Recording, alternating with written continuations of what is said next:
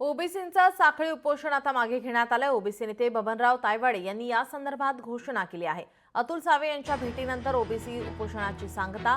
ओबीसींच्या 12 मागण्या सरकारकडून पूर्ण करण्यात आल्यात। ओबीसी महासंघाचं साखळी उपोषण आता मागे घेण्यात आलेलं आहे। काल त्याची सांगता झाली। अतुल सावे यांच्या भेटीनंतर उपोषण मागे घेण्यात आलंय।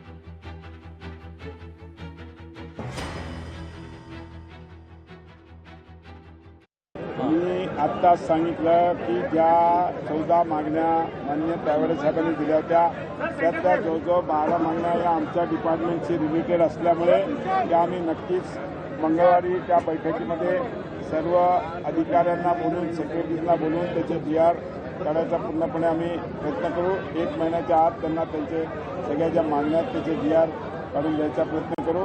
आणि ऑलरेडी तायवाडे साहेबांनी शेतकऱ्यांचे विषय असतील, विद्यार्थ्यांचे विषय असतील, असे अनेक विषय त्याच्यामध्ये घेतलेले आहेत। महाज्योतीचे विषय आहेत। त्या सगळ्यामध्ये आवर्जून लक्ष 1-2 विषयामध्ये जे कॅबिनेट समोर जायचे विषय ते नक्कीच कॅबिनेट समोर घेऊन त्याची मान्यता घेऊन त्या सगळ्यांना आम्ही नक्कीच न्याय देऊ एवढंच या ठिकाणी सांगतो। एक फार मोठी राष्ट्रीय ओबीसी महासंघाच्या एक विजय आहे की 6 दिवसाच्या उपोषणात आपल्या 12 मागण्या पूर्ण झाल्या।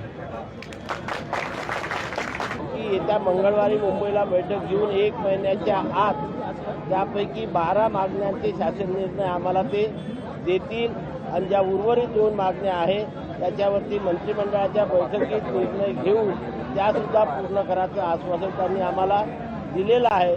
त्याबद्दल मी स्वतः आमच्या राष्ट्रीय ओबीसी महासंघाचे सर्व पदाधिकारी हितचिंतक हे समाधानी आहेत आणि म्हणून माननीय मुख्यमंत्र्यांचे, मंत्री महोदयांचे, सर्व मान्यवरांचे आभार प्रदर्शित करून आम्ही हे आंदोलन या ठिकाणी थांबवतो आहे।